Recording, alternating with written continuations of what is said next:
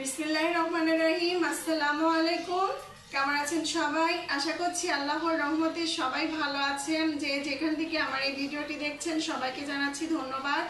আজকে মুরগি নিয়ে চলে এসেছি, চিকেন বিরিয়ানি তৈরি করে দেখাবো।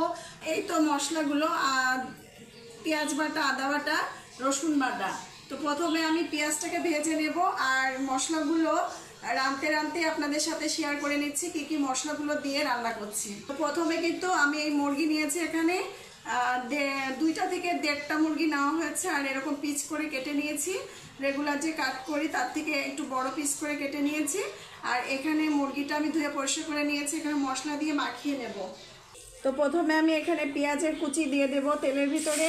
পেঁয়াজটা বেরেস্তা করে নেব। ছুটির দিনে কিন্তু একটু ভালো মন্দ খেতেই ভালো লাগে, একটু বিরিয়ানি, একটু মাংস। তো যাই হোক, আজকে ছুটির দিন, আজকে আমি খুব সহজভাবে বিরিয়ানিটা রান্না করে আপনাদের দেখাবো। তো প্রথমে পেঁয়াজটা আমি লাল লাল করে বাদামি কালার করে ভেজে নিচ্ছি। পেঁয়াজটা ভাজা হয়ে গেছে, এখন আমি তুলে নেব।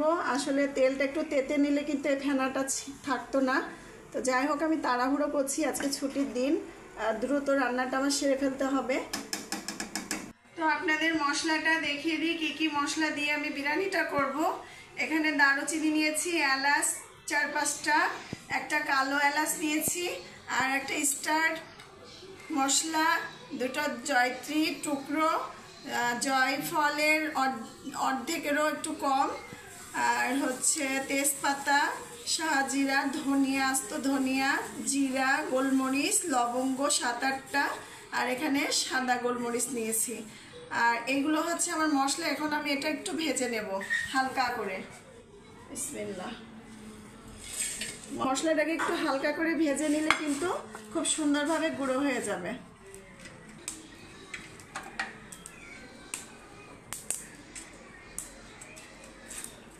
তেজপাতাটা একটু ছোট ছোট করে দিচ্ছি যাতে ব্লেন্ডার করতে সুবিধা হয়, গুঁড়ো করতে। আপনারা চাইলে এটা পাটাতেও করে নিতে পারেন। বেশি ভাজবো না, হালকা জাস্ট একটু ভেজে নেব।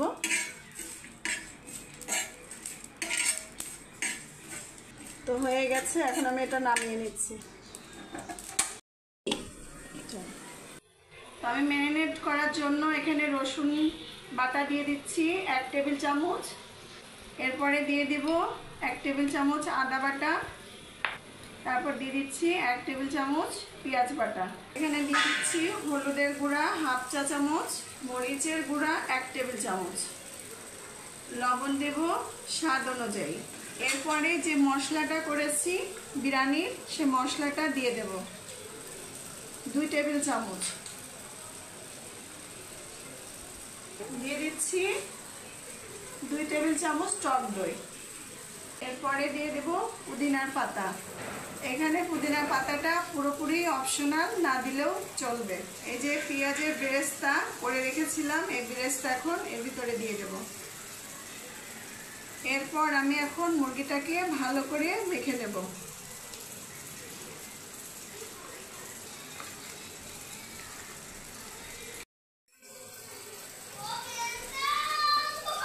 ভালো করে মুরগির সঙ্গে মশলাগুলো মিশিয়ে নিলাম। এখন আমি এটা 10 মিনিটের জন্য রাখবো। আপনাদের হাতে সময় থাকলে 1 থেকে 1.5 ঘন্টার জন্য রেখে দিতে পারেন। সেই ক্ষেত্রে কিন্তু মাংসটা অনেকটাই মশলাগুলো ঢুকে যাবে ভিতরে। তো এখন আমি এটা ঢেকে রেখে দেব। আর ততক্ষণে আমি চাউলটাকে ধুয়ে পরিষ্কার করে চুলায় দিয়ে দিচ্ছি। তো ভাত সিদ্ধ করার জন্য এখানে আমি নিয়ে নিয়েছি শাহজিরা, 2টা তেজপাতা, 2টা এলাচ, দারুচিনি 3টা টুকরো। তো এখন আমি দিয়ে দেব। এই পানিটা ফুটে গেলে চাউলটা আমি এর ভিতরে দিয়ে দেব। ভাতটা আমি 90% ফোটাবো, পুরোপুরি ফোটাবো না। পানিটা ফুটে গিয়েছে, এখন আমি চাউলটা দিয়ে দেব। এখানে আমি 1 কেজি চাউল নিয়েছি। বিসমিল্লাহ।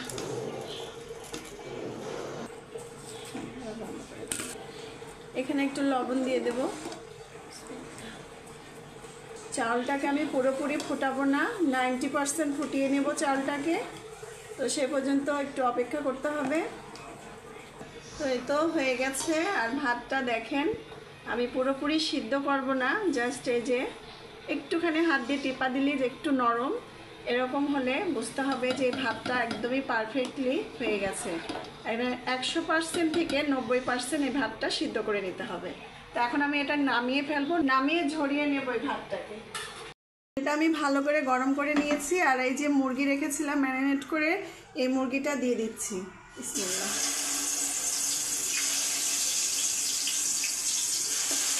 তো এটাকে আমি ভালো করে একটু কষিয়ে নেব, নিয়ে সামান্য একটু ঝোলের পানি দেব। সিদ্ধ হতে থাক, তারপরে আপনাদের দেখাচ্ছি। আর এটা রান্না করা খুবই ইজি, এই চিকেন বিরিয়ানিটা। চিনিটা ভুলে গিয়েছিলাম, তো এখানে 1 টেবিল চামচ চিনিটা দিয়ে নিচ্ছি।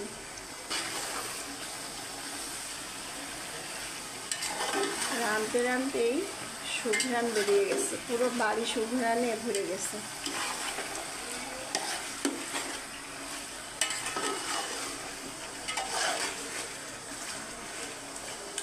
এটা একটু কষলে আমি একটু ঝোলের পানি দিয়ে দেবো। গোশটা কষানো হয়ে গেছে, এখন আমি একটু ঝোলের পানি দেব। আর এখানে আপনারা দুধটাও ব্যবহার করতে পারেন চাইলে, তো আমার হাতের কাছে দুধটা নেই, এই জন্য আর কি দিলাম না, যেহেতু এটা ঝাল ঝাল বিরিয়ানি তৈরি করছি আমি আজকে। তো এখন আমি এই পানিটা দিয়ে এই মাংসটাকে সিদ্ধ করে নেব, নিয়ে তারপর এখানে ভাতটা আমি দিয়ে দেবো। তো এটা সিদ্ধ হোক হালকা একটু, ভালোভাবে এই ঝোলেই সিদ্ধ হয়ে যাবে মাংস। কালারটাও খুব সুন্দর দেখা যাচ্ছে, তাই না? খুবই সুন্দর লাগছে, লোভনীয়। একটু ঝোল চেখে দেখি কি অবস্থা। বিসমিল্লাহ। খুব মজা হয়েছে। তো হয়ে গেছে মাংসটা রান্না, এখন আমি এটা তুলে নেব। দেখেন কালারটা কত সুন্দর আসছে। মাংসগুলো উঠাই নেব।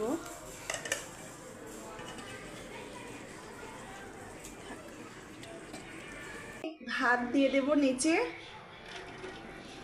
পোলাওটা দিয়ে দেব সুন্দর করে বিছিয়ে পাতিলে। এই তো মাংসগুলো আমি এক এক করে এভাবে সুন্দর করে সাজিয়ে দেব, যাতে মাংসটাও না ভেঙে যায়, আবার বিরিয়ানিটাও খুব সুন্দরভাবে বসে থাকে। এর ভিতরে একটু ঝোল টোল দিয়ে দেব, 1 লেয়ার করব প্রথমে।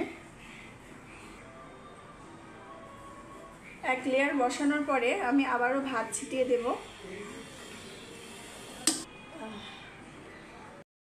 ভাতটা দেওয়ার পরে এখন আমি দিয়ে দেব বেরেস্তা, উপরে ছিটিয়ে দেব, যাতে এটা আরও লোভনীয় খেতে হয়। এরপরে দিয়ে দেব, এখানে রেখেছি আমি কাজু বাদাম, কাঠবাদাম এবং চীনা বাদাম। আপনারা এই 3টা বাদামের যে কোনো একটা বাদাম দিয়েও কিন্তু এই বিরিয়ানিটা করে ফেলতে পারেন।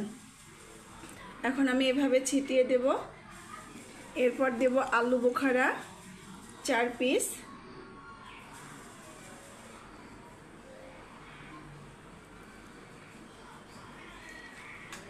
এই তো হয়ে গেল। এখন এর উপরে ছিটিয়ে দেব আর একটু বেরেস্তা, তারপর দিয়ে দেব ধনিয়ার পাতা। এটা একেবারেই অপশনাল, আপনারা চাইলে দিতে পারেন, না চাইলে না দিতে পারেন। তো এই তো হয়ে গেল। এখানে একটু কেওড়া জল দেব, যেহেতু একটা বিরিয়ানি, তো একটু কেওড়া জল দিলে একটু ভালো হয়, আসল যে বিরিয়ানির স্বাদটা পাওয়া যায়। তো যাই হোক, আমি অল্প করে দিয়ে দিলাম। হাতের কাছে কেওড়া জল না থাকলে এখানে গোলাপ জলটাও দিয়ে নিতে পারেন। তো আমার এটা কিন্তু হয়ে গেছে। এখন আমি এটা দমে দেব আধা ঘন্টা, আর আধা ঘন্টা পরে ফিরে আসবো ইনশাল্লাহ। বিসমিল্লাহ। মাশাআল্লাহ, সুন্দর একটা গন্ধ বের হচ্ছে।